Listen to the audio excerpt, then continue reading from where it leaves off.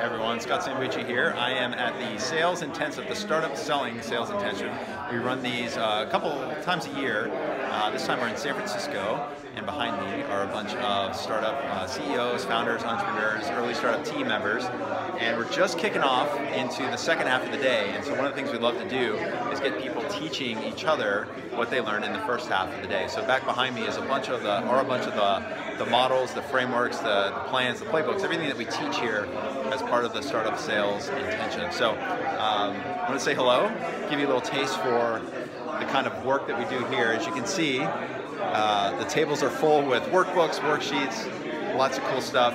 This is very, very interactive. Everything that we do with all of our workshops is interactive. It's the best way to learn is to be quick to ask questions, quick to implement, and quick to share. And so lots of interaction and getting these teams working together to solve their startup selling challenges. So that's it for now. Just want to check in, say hello, show you a little backstage look at how we run these sales intensives, and hope to see you in the next one. All right, Scott Sambucci signing off.